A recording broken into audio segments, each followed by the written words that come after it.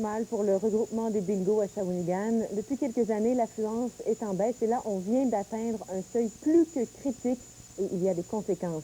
Radio-Canada a appris qu'une soixantaine d'organismes communautaires au centre de la Mauricie doivent se priver d'une subvention qui leur était justement octroyée par les bingos. Voici ce que Jean-Philippe Nadeau a appris.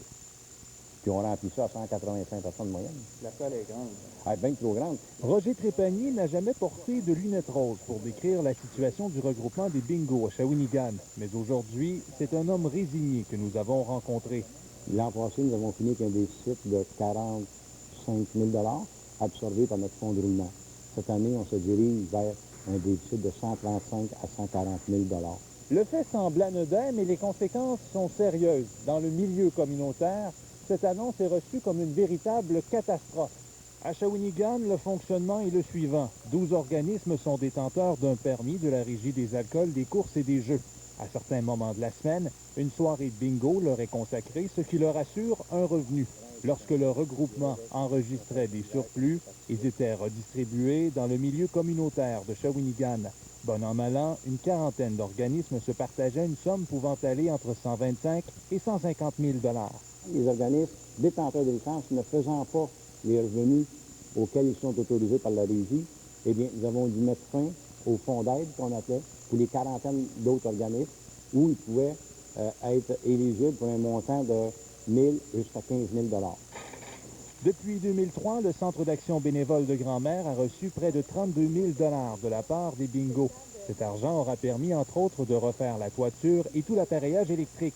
Au cours des prochains jours, l'organisme ainsi que la Corporation de développement communautaire vont interpeller la ville de Shawinigan afin de trouver une solution. C'est certain qu'on ne peut pas rester comme ça.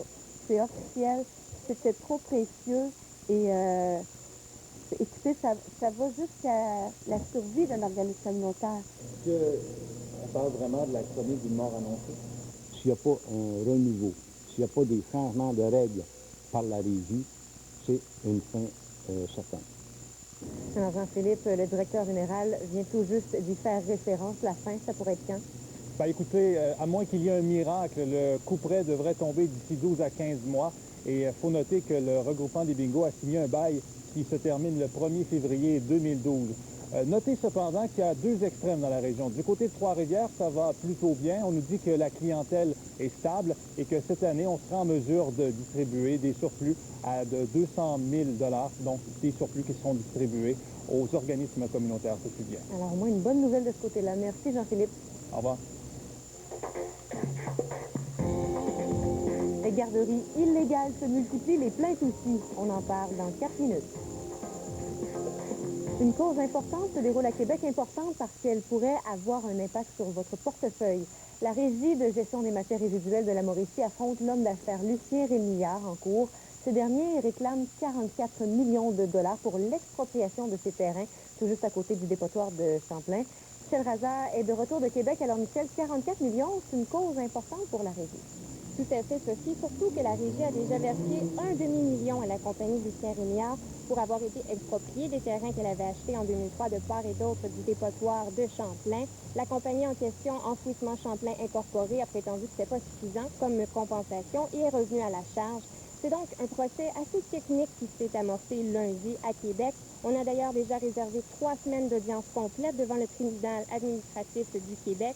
On veut faire le tour de la question qui est de savoir si la compagnie peut réclamer 44 millions en dommages pour des terrains sur lesquels elle n'a payé que 500 000 $ en 2003.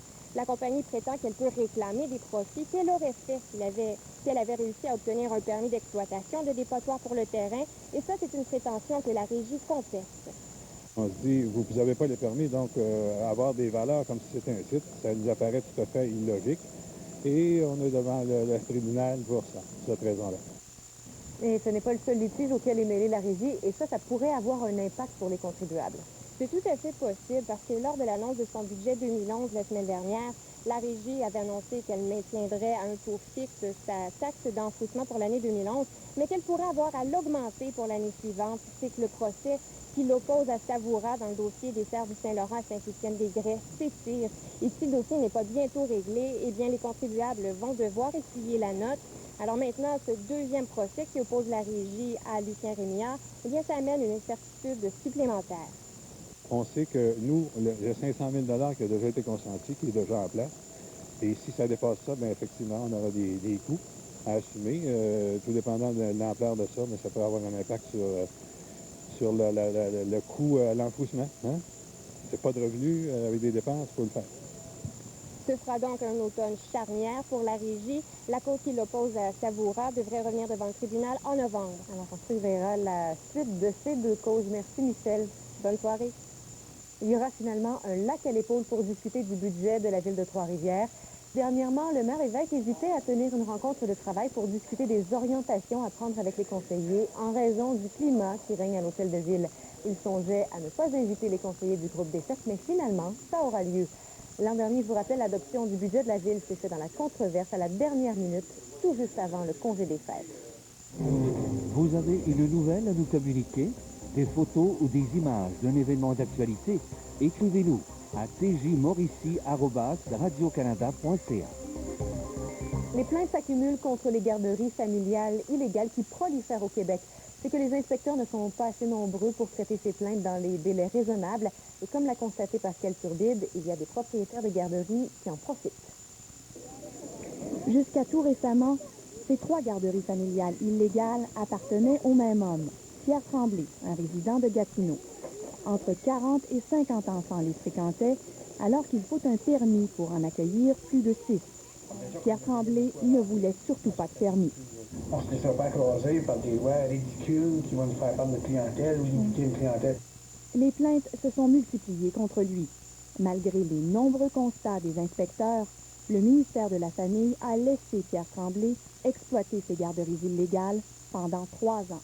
Je ne pense pas que c'est un dossier qui est bien géré. Je pense qu'on n'est pas fiers de ce dossier-là. Le ministère affirme traiter la majorité des plaintes dans les délais requis de 45 jours. Nous avons épluché toutes les plaintes d'illégalité depuis 3 ans. Nous avons trouvé des dizaines de garderies familiales surpeuplées et parfois encore ouvertes 1 an et demi ou 2 ans après la plainte. D'autres dossiers de plainte semblent avoir été fermés sans aucune visite de suivi. On fait des plaintes, il n'y a rien qui se passe, on n'est pas écouté. C'est comme si le gouvernement s'en lavait les mains. Les inspecteurs sont débordés car les plaintes au sujet des garderies illégales ont doublé en 2 ans.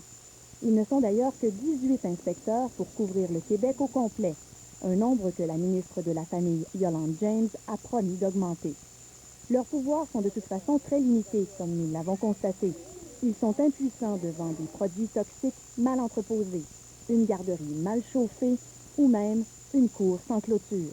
Les inspecteurs du ministère de la Famille n'ont aucun contrôle sur la qualité des garderies familiales sans permis. Ces garderies sont pourtant largement financées par les crédits d'impôt accordés aux parents. Pascal Turbide, Radio-Canada, Montréal.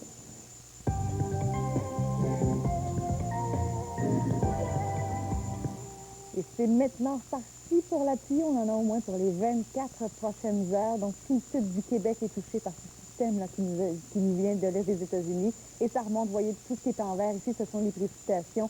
Et en jaune, là, c'est les précipitations un petit peu plus soutenues. Et là, bon, mais ça vient d'arriver à Trois-Rivières. C'est aux portes de Québec en ce moment. On attend de bonnes quantités à certains endroits.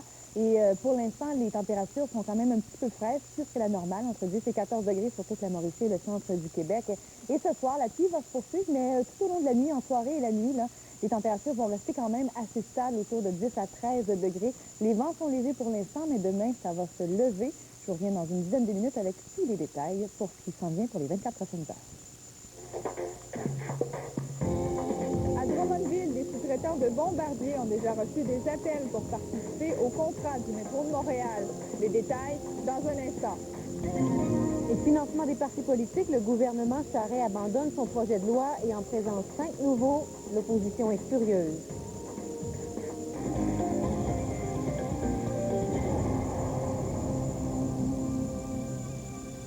Tu as ici devant toi aujourd'hui le vrai Michel Rivet, le seul.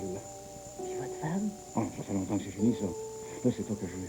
Ce soir, il y a un hôtel ici à côté, tout à fait charmant. Ah, mais là, c'est direct pas mal. Non, t'en veux-tu une job ou t'en veux pas? Ce soir, pour la prochaine livraison, L'influence grandissante des blogueurs alimentaires qui photographient et commentent sur Internet les plats qu'ils mangent au restaurant. l'épicerie, ce soir après Virginie, à Radio-Canada. Ça nous prendrait... Un plan? Oui, un bon plan. Aujourd'hui, on prépare le reste de notre vie. Pour un plan, un vrai plan, un bon plan. Aujourd'hui, avec vous, je m'occupe de tout. Nos réels, nos finis, nos placements. Des fonds communs de placement à l'assurance. Ensemble, établissons votre plan financier. Visitez sunlife.ca. La vie est plus radieuse sous le soleil.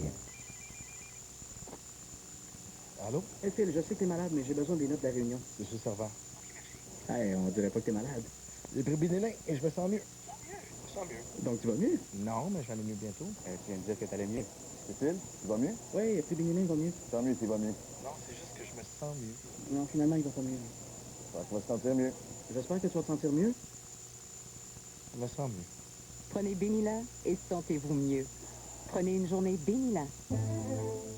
Les opportunités ne frappent pas à la porte et n'ont pas l'habitude de s'annoncer. Au cinéma, les opportunités arrivent au galop ou sur l'air d'une fanfare. En réalité, elles sont plus difficiles à discerner. Elles peuvent surgir lors d'un démarrage ou d'une mise à pied. Elles peuvent être invisibles ou sembler ridicules, alors vous devrez décider. Si vous finissez toujours par trouver ce que vous cherchez, les opportunités vous donneront-elles toujours cette chance? Vous avez une décision à prendre, les comptables agréés peuvent vous aider à en prendre une meilleure. Le sous-titrage du téléjournal vous est présenté par groupevincent.com. Groupevincent.com, la nouvelle façon de trouver sa voiture d'occasion.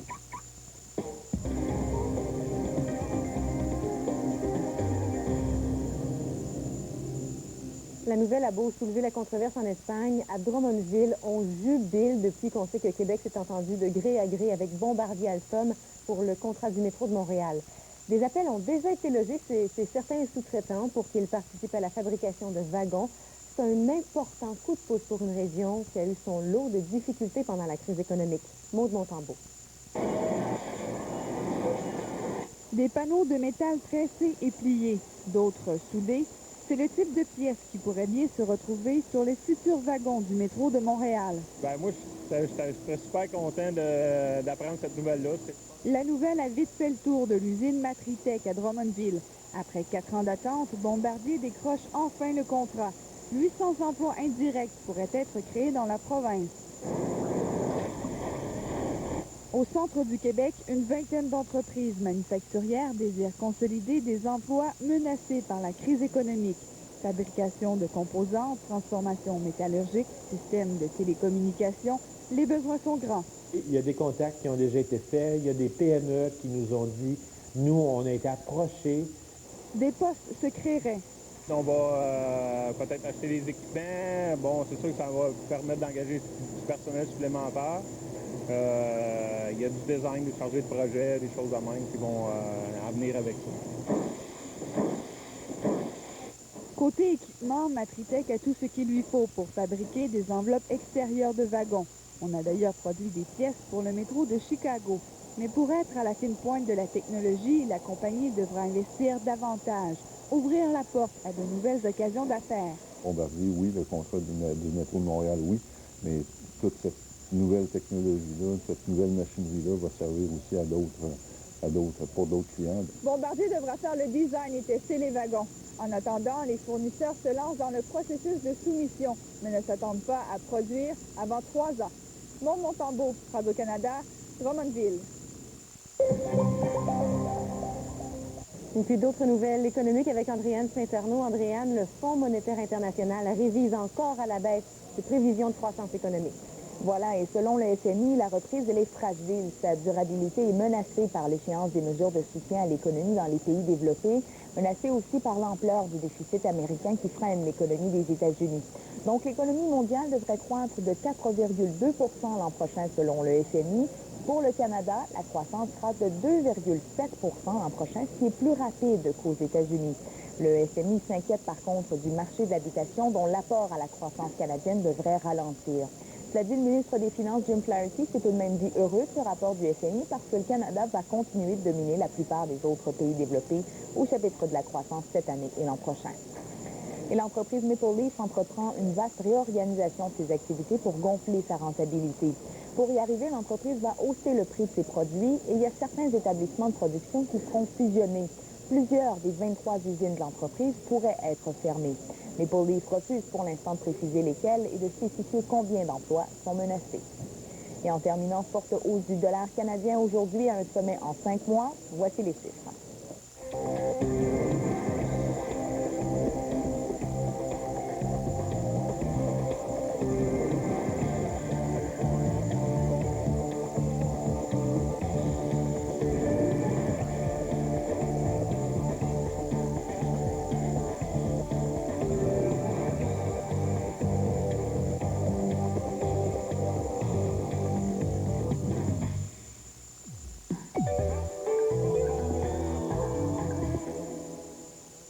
Après avoir réalisé une exposition pour le Cirque du Soleil au printemps dernier, José, voilà que la peintre et sculpteur de Trois-Rivières, Marie-Josée Roy, présentera ses œuvres en Californie.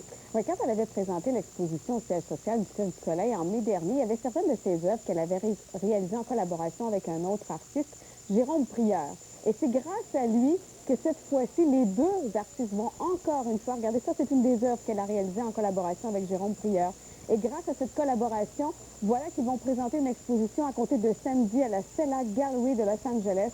35 œuvres y seront exposées. Il s'agit en grande partie d'œuvres coproduites. Marie-Josée Roy ne sera pas à Los Angeles pour le vernissage samedi. Elle va faire un vernissage chez elle à Trois-Rivières et grâce à Internet, les deux événements seront reliés par le web. Ce sera donc un bel événement à surveiller. Après Boston, la Californie, c'est New York qui l'attend en décembre. Alors vraiment, le monde l'attend, on peut dire. On nous en sommes bien fiers. On vous retrouve plus tard dans le bulletin, José, et vous allez nous parler de un de vos coups de cœur. Ah oui, vraiment. Alors c'est à voir plus tard. À tout à l'heure. Un accident est survenu cet après-midi à Trois-Rivières. Encore une fois, la collision a eu lieu au coin des rues Bellefeuille et des Recollets, mais heureusement, l'accident n'a pas fait de blessés graves. La semaine dernière, un adolescent de 17 ans a perdu la vie dans des circonstances similaires au même endroit. La nouvelle halte routière à Massilongé sur l'autoroute 40 est maintenant ouverte depuis le 27 septembre.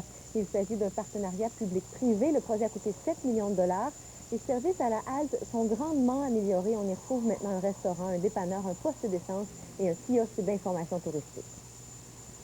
Alors, les nuages se sont installés aujourd'hui, Nathalie, et ils nous amènent de la pluie. Oui, c'est déjà commencé à Trois-Rivières, là, et ça s'étend vers le nord-nord-est tranquillement. Alors, tout le monde aura droit à sa part de pluie.